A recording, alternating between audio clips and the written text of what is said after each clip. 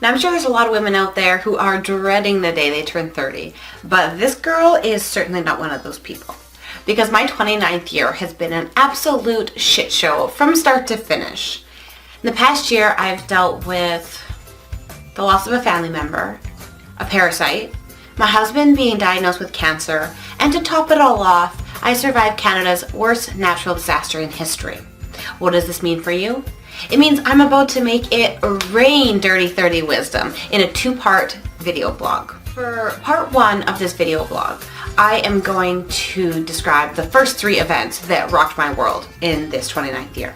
Life didn't wait very long to start knocking me on my ass this year. 3 days after my 29th birthday, my father-in-law had a stroke and passed away while we were visiting. And it wasn't so much in his passing that I learned my valuable lesson, but in the night before.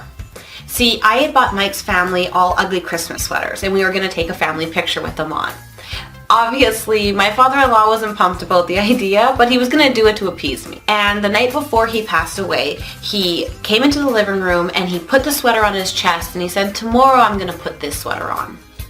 Now, the Christmas sweater is just a metaphor for me for everything else in our lives that we like to put off. We always think that we have tomorrow to do it. And I'm telling you right now, whatever that Christmas sweater is for you, put on the damn sweater. We need to live each and every day like it's our last, because tomorrow is just not guaranteed.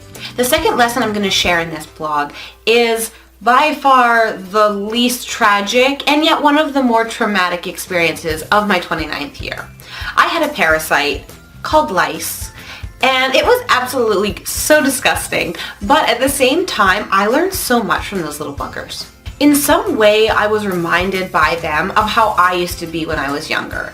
I was a total parasite. I would just take, and I never gave back. I expected the world of everyone, and I would often not even say thank you for it. First off, I didn't realize that I was still carrying guilt for that behavior, so I definitely took some time to forgive myself, and I definitely recommend you take some time to assess whether or not you're still carrying guilt for your past behaviors. This also gave me a great opportunity, once I was kind of reliving my past behaviors, to reach out and apologize to all the people that I had taken advantage of in my past life as a hot mess. Not only did I get the chance to apologize to these people, but I also took that moment and that opportunity to let them know how much I appreciated them and how much they positively impacted my life. So I let them know, hey, sorry I was such a shithead, but thanks for loving me anyways. The third lesson that I learned hit me like a spiritual Mack truck. My husband was diagnosed with cancer 2 weeks before his birthday. And spoiler alert, they misdiagnosed it. He doesn't have cancer.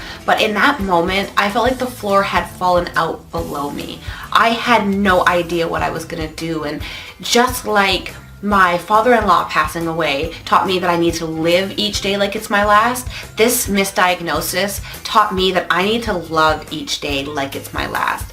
There's so many times where we feel something for someone and we don't share it with them and we think maybe another time we'll do it. But what if that time never comes? What if that person is lost and you don't get an opportunity to tell them what they mean to you, how much you love them, how much you appreciate them, whether you forgive them or not, whether you want to ask them to forgive you. So as soon as this video blog is over, send a text message or an email or a Facebook message. Better yet, even stop by for a personal one-on-one visit and let the people in your life know that they matter to you.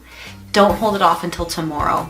So the 3 lessons in this blog to recap are: live each day like it's your last, love each day like it's your last, and always give more than you can get. Definitely catch the second part of my blog next week, where I'm going to go through what I learned through surviving Canada's worst natural disaster. Thanks so much for stopping by, and make sure you give it a big thumbs up if you enjoyed this blog. For a free copy of my ebook, Holy Grail Goal Setting, click down below. And while you're there, you might as well check out Confessions of an Ex-Hot Mess, 10 Steps to De-Stress and Feel Your Best. I think you're going to love it. If you like this week's blog, you should definitely click up here and check out last week's blog. While you're at it, click over here and subscribe.